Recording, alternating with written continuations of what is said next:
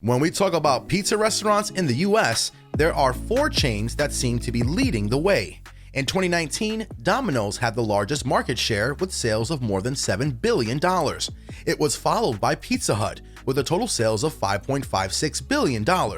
At third, we have the Little Caesars franchise with sales of $3.81 billion. And finally, at number 4, we have Papa John's with sales of around $2.64 billion.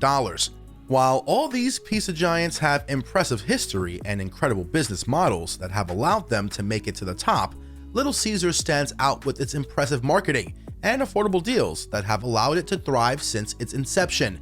This is the incredible story of Little Caesars and their owners. Let's get started. Chapter 1: The Beginning and the Initial Rise. The story of Little Caesars goes back to 1959. When a minor league baseball player named Mike Lich suffered a leg injury leading to the end of his baseball career. This tragedy proved to be a blessing in disguise for Mike and his wife. After his baseball career was over, he and his wife, Marion, saved up $10,000 that they had made through different means. They opened a restaurant named Little Caesars Pizza Treat on May 8th of 1959. The first location was in a strip mall in Garden City, Michigan. This name was later shortened to Little Caesars Pizza. They originally served things like fish, hot dogs, chicken, shrimp, and the restaurant was a hit right from the beginning. Mike and his wife had a growth mentality right from the beginning. It took them only 3 years to franchise a second location. By the end of the 1960s, there were more than 50 Little Caesar restaurants across the US. Due to the growing demand of mushrooms for their pizzas, they opened Little Caesars Mushroom Farms Incorporated to grow, package, and distribute mushrooms to their all locations. The incredible growth of Little Caesars continued through the 70s and the 80s. They had more than 200 restaurants by the end of the 1970s and around 500 restaurants by 1984, around 1,000 restaurants by 1986. Little Caesars went on to be opening 4,000 restaurants during the 1990s. Chapter 2: 2 critical factors behind the incredible growth. The incredible growth of Little Caesars during the 1960s, 70s, 80s, and then in the 90s can be accredited to 2 things. The first is impressive marketing, and the second is cheaper prices. To achieve the incredible growth, Little Caesars spent around 5% of their annual sales on advertising. They had really catchy, gimmicky campaigns. The fun campaigns that featured their goofy mascot resonated well with the consumers. During the 1970s, Little Caesars started off offering 2 pizzas for the price of 1 and advertised it with the Pizza Pizza campaign. It was a massive hit. It became the phrase that people thought of whenever they talked about Little Caesars. The impressive marketing resulted in an increased demand of their pizzas and allowed them to open new places very quickly. The second factor that allowed them to stay profitable and grow rapidly was the fact that their prices were really low.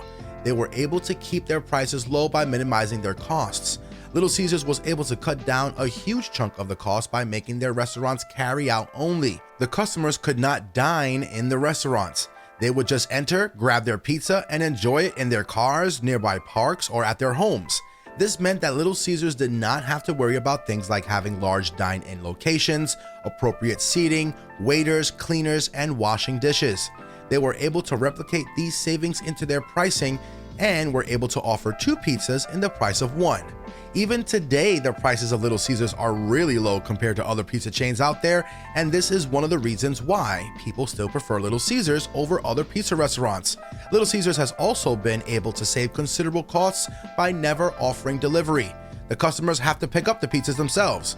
However, in 2017, they opened a pizza portal that allowed the customers to order through an app and get quick pickup for their pizza at their local Little Caesar restaurant. Little Caesars was also able to create a lot of goodwill for itself thanks to its community service. In 1985, the company opened Mobile Love Kitchen to provide food for the homeless and those affected by natural disasters. Chapter 3: The Blunders That Led to Massive Fall. Like every major business, Little Caesars has also done its fair share of mistakes and has paid the price as well. During the first couple of years in the 1990s, Little Caesars was doing really well. They were opening up hundreds of new locations every year, and their revenue had grown to about $2 billion. The customers loved their ad campaigns, and the franchisees were happy with the rising profits. However, things started to change in 1992.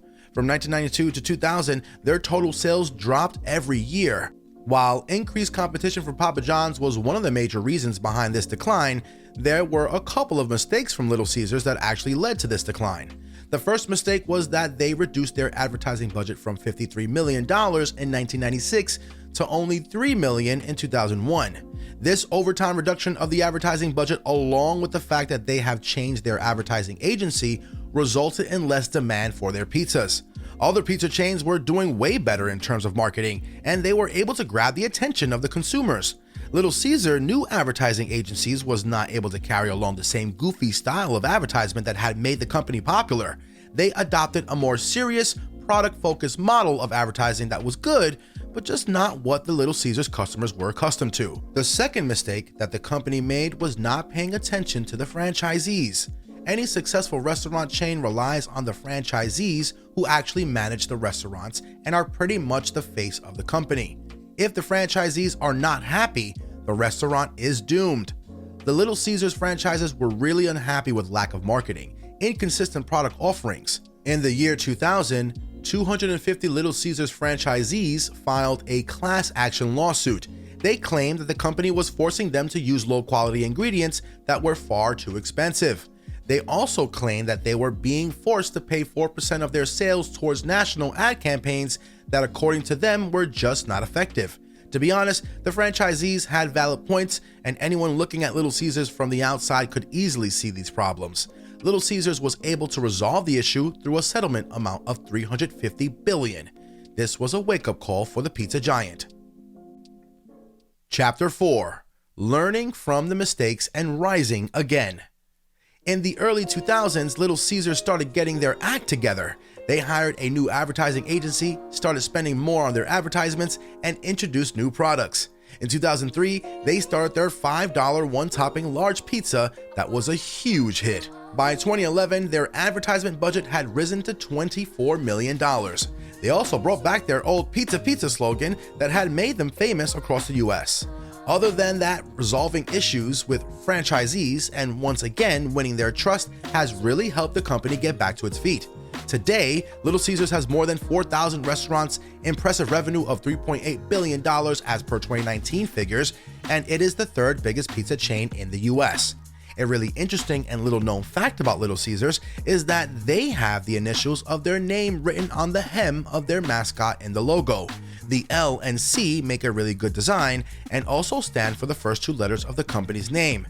Also, you may not know that customers could get free crazy bread by saying pizza pizza during their order. According to some customers, it still works, so give it a try the next time you order from Little Caesars. Chapter 5: The Lich Family. Before we wrap things up, it would be worth to talk about the hardworking, humble, generous, and wealthy owners of Little Caesars, Mike and Marion. The owners of Little Caesars have done an incredible job in creating one of the biggest pizza franchises in the world. They've invested a huge amount of their earnings in Detroit. They bought the Detroit Red Wings in 1982 and the MLB team, the Detroit Tigers, in 1992. Mike, the owner of Little Caesars, passed away on February 10, 2017. According to people in his inner circle, he was a kind individual. In 2014, a Detroit judge named Damon Keith revealed that Mike had paid Rosa Parks rent for 11 years until her death in 2005. In addition, he also gave millions to charities, funded college scholarships, young sports leagues, and free sponsorship to Detroit's ailing industries. The pizza chain is now owned by Marion, his wife, and she has similar traits to her late husband and enjoys a lot of goodwill in the business circles. Little Caesars continues to grow and prosper under her leadership. How has your experience been with Little Caesars? Let us know in the comment section below. Now, if you enjoyed the video, hit the subscribe button and be sure to press the bell icon as well. Be sure to check back in on Mondays because we'll be dropping another interesting business story every week right here on Mogul Monday.